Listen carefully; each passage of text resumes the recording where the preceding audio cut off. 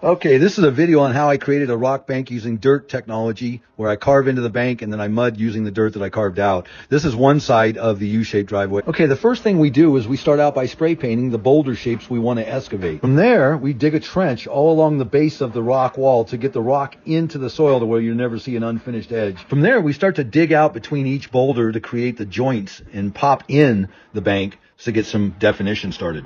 Okay, in this phase, obviously, the more you dig in, the more definition you create. It's just like when we have dug in and the dirt falls down and we take that dirt, put it in a mixer, add some water, and then we throw the dirt mud back on where we've dug. We're popping out more. We're adding more definition. So we can add as much definition as we want. You're going to even see us embedding rocks into the dirt mud to get more pop out as well. Built out a lot of dirt, mud, rock in my day, and I built it out to where it looks pristine. And then my only task, using a 3 sand, 1 cement, masonry cement mixture, I would cover it with 1.5 inch layer, let that dry, cover it again. So I had a 3-inch lay. Now there's mud formulations or processes we can use and we can thin that down, but that's what you're seeing in this, and it worked on hundreds of jobs that I did. And again, saving money by using the dirt as a mortar to build it out. And it's just like trash bags or, cardboard rock that I do. It's not the form underneath it. It's the shell overlaying it. And when you put that dirt mud on the bank and it dries, it's still there. It's still a foundation. It works. And that's what I wanted to emphasize in this portion of the video.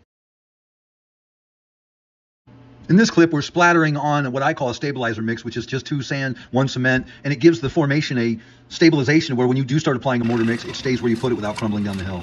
Okay, in this shot, the stabilizer coat is all finished by being applied at a 3/4 inch splatter coat. We've cut the edges. We're going to let it dry overnight, and then we'll come back and we'll put 2 separate coats of 1.5 inch, 3-to-1 mortar mix on top of it. Ready mix, whatever you want to use. But at this point, we've got some defined shapes, but we're going to define it more with the next 2 coats. And again, if you wanted more definition than this, you should have dug in more. You should have popped out more with the dirt mud. Even now in the mortar coat, I put a little mortar on the rock and I embed some rubble into it, rock, broken concrete. I also have used styrofoam to pop out with, chunks of styrofoam.